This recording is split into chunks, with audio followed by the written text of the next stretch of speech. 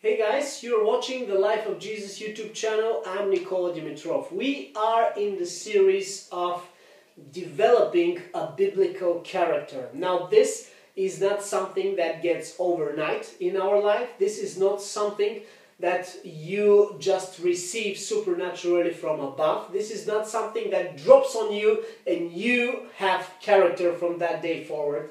This is something you work hard on.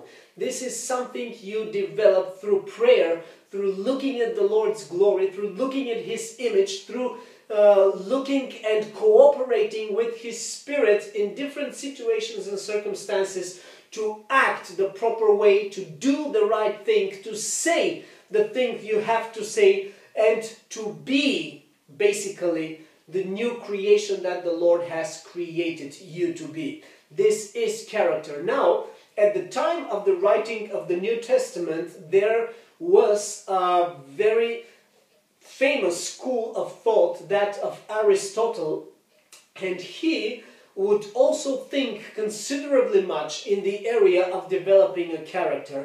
He was doing that for the purpose of attaining happiness. This was his end goal. For Aristotle, this is a very famous philosopher, and he was the one who started thinking in this area, and this was a prevalent teaching and a way of thinking, especially among the Greeks, during the time of Jesus and during the time of the first apostles. So it is important for us to understand what biblical character is in connection to that prevalent teaching and what it is not in connection to that prevalent teaching and how it differs from it.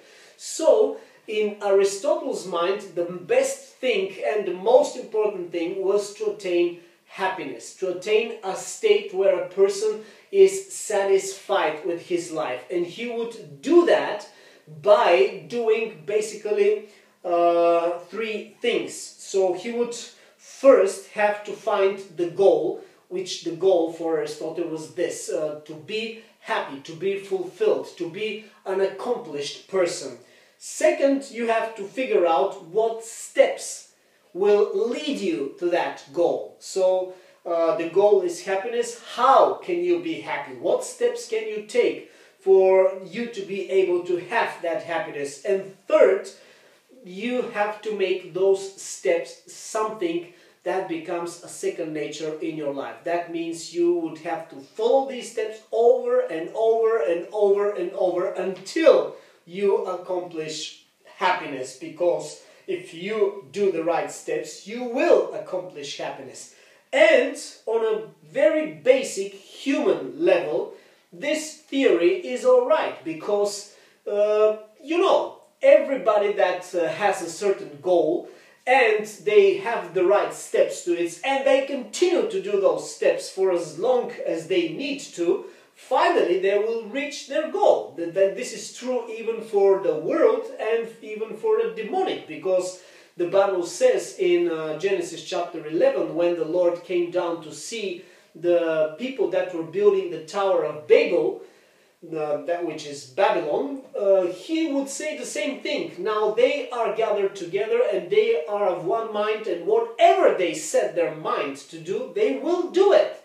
So it is a basic principle, which is of course important. But what we would like to differentiate the biblical type of character is that when Jesus came in this same setting where people would try to live happy, even Apostle Paul, when he went to Athens in Greece, and he was walking around the city and looking at all those gods that they had there and all those philosophers there, the Bible clearly says that there were so many people there in Athens that would do nothing but just listening to all the other teachings and all new teachings that would come forth in order for them to receive this state of happiness, Aristotle's goal, in order for them to be fulfilled and live their life the way they thought they were supposed to live it.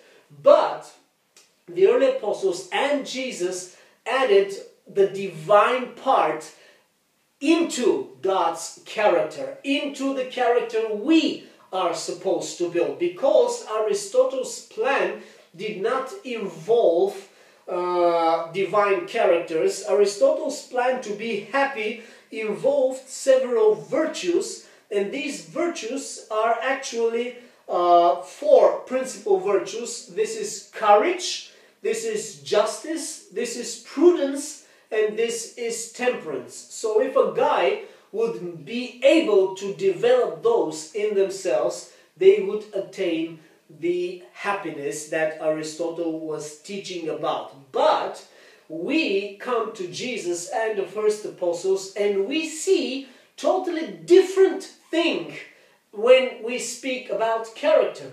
We see a guy come and start teaching in the middle of the Roman Empire, in the middle of the time between the Testaments, in the middle of a time when the Israelites had their law completely structured and completely covering every area of their life. And when we see the Old Testament speaking so highly about the people of God and so low on all other people, in the sense that if they were enemies, the people of God would have the right to fight them, they would have the right to curse them, they would have the right to pray to God against them, and suddenly Jesus came, and that right, I don't say that this right was right. I mean, this right was not what God intended at first. It's kind of like what Jesus said when they asked him about adultery. They said, can a man leave his wife, and so on and so forth? And he said, of course not. And they say, why didn't Moses allow us? And he said, Moses allowed you because you were stiff-necked. It was not so in the beginning. So initially, the Old Testament was not what God intended it to be. The law was not what God intended it to be, in the sense that Israel was supposed to be higher and higher and all the other would be just crap. No, it was never God's intention. It came to that because of the not proper understanding of the people of Israel on the law of God, which was of course good, which was of course divine, which was a schoolmaster, the Bible says, that would lead us to Jesus if we properly understood it. But they didn't. So when Jesus comes, suddenly he starts teaching about virtues which Aristotle would not. He started teaching about love. He started teaching about giving his life for others. He started teaching about forgiveness. He said, forgive to the person who repents, even if he does 50 things against you a day. Forgive him all the time.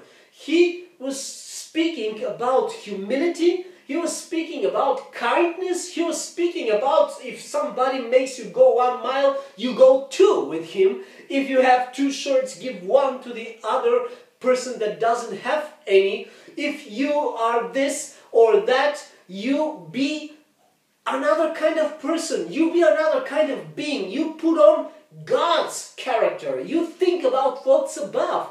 You do everything that the Lord wants you to do. You be perfect as my Father in heaven is perfect. You put on the clothes of righteousness. You put on the Spirit. You put on the fruit of the Spirit, the gifts of the Spirit, something totally different.